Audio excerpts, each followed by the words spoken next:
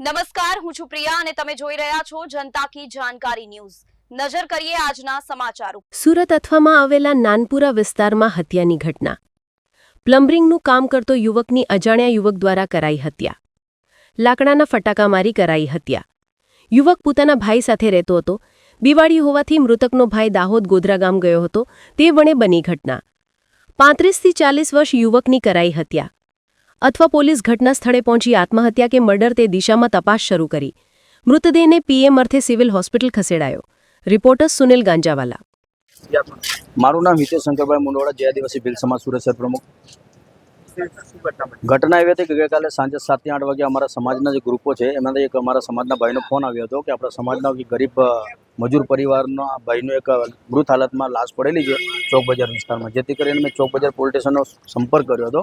તો ચોક બજાર પોલીસ સ્ટેશનમાંથી અમને જાણકારી મળી કે અઠવા પોલીસ સ્ટેશન આ વિસ્તારમાં ઘટના ઘટી છે સાગર હોટલની આસપાસ। તો હટવા પોલીસ સ્ટેશનનો કોન્ટેક્ટ કર્યો હતો, ત્યાંથી મને માહિતી મળી કે ભાઈ આ રીતની ઘટના છે અને આ રીતના બનાવ બન્યો છે, તો તમે એમના આ ફૂટેજ જોઈ લો, ફોટો એટલે ફોટો જોઈ એના આધારે એના મોઢા પર જે ઢીક મૂકીને માર મારેલો છે એને એના આધારે એનું મર્ડર થયેલું છે એવું મને સમાજ તરફથી મને શંકા છે।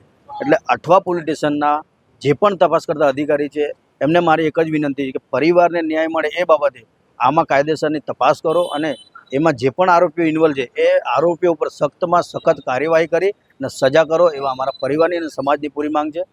આ ભાઈ જે અમારા મજદૂર છે એ પ્લમ્બરિંગનું કામ કરતો હતો, એ ઝાલોદ તાલુકાના કાલી ગામના દાહોદ જિલ્લાનો છે અને પરિવારવાળા ગામથી આવ્યા છે। એમનું પણ એમ જ કહેવું છે કે બનતી કોશિશ થાય ત્યાં સુધી અઠવા પોલીસ સ્ટેશનના તપાસ કરતા અધિકારીઓ વહેલામાં વહેલી તકે આમાં પૂરેપૂરી તપાસ કરે અને પરિવારને ન્યાયિક માંગ કે જે પણ આરોપીઓ છે એને જલ્દથી જલ્દ પકડે એવી અમારી માંગ છે।